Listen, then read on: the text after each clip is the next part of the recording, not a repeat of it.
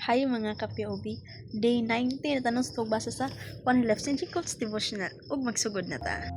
Ingon diri no nga, when everything seems to be going against you, remember that the airplane takes off against the wind, not with it. By Henry Ford. Suno kay not all manggod nga atong plano is ato jung mabuhatanan, no? Dili man tungod sa mga circumstances but tungod di jud na angayan diha nimo nga mao nay ay din amo ang will sa Ginoo. That's why dili tanan imong gusto masunod, no?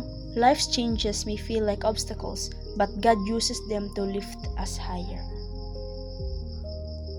No, kanang ma-feel mo nga uy smooth lagi na ihong mga ahong sana kanang mong the process ba smooth, no? Pagbantayan na kay there's na ay kuha na murag na ay bangag inana aron ikaw mahug, no? Kay gigamit na sa Ginoo to lift you higher, no?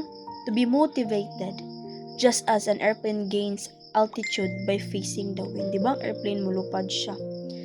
Igtanan mo feel nimo kay smooth no, but dili ngano na turbulence ba na no? Turbulence kay tungod sa hangin, tungod sa clouds, no? We grow stronger and closer to God through adversity. No, pinaagi sa mga circumstances, mga problema, kana sila makatabang na nato to grow stronger and closer to God. Because we ask His guidance, we ask His power. When everything seems to be going against you, trust that God is working it all for your good. He's using every difficulty to help you soar to new heights. No, ingon diri sa Romans 8:28, ingon diri no nga, and we know that all things work together for good to them that love God, to them who are the called according to His purpose. So in summary pa, and we know that in all things God works for the good of those who love Him. So no, tabangan ka jud sa Ginoo ang mga tao nga nahigugma kaniya. No, kay mao mo una mapansin sa Ginoo. Ilabi na kanang musangpit ka sa Ginoo no, in times of your circumstances, imong down moment, musangpit ka sa Ginoo, ang Ginoo gayud tuman gayud sa iyang pulo nga iya kang tabangan ug ubanan sa unsa pa nang mahitabo. Basta musangpit ka sa Ginoo, God will help you, no?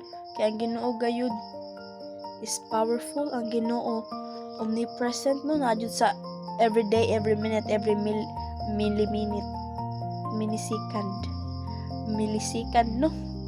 And every minute na siya nagauban kanimo. Ikaw ra gayud ang dili mo dur kaniya, always siya nagukod kanimo. And mo na hinumdumi nga when everything seems to be going against you, remember that God always makes plan nga aron ma-inline na pud na padulong sa iyang gusto, no? Sa iyang will. God will help you nga ma-success ka, and God will help you to solve all your problems, no?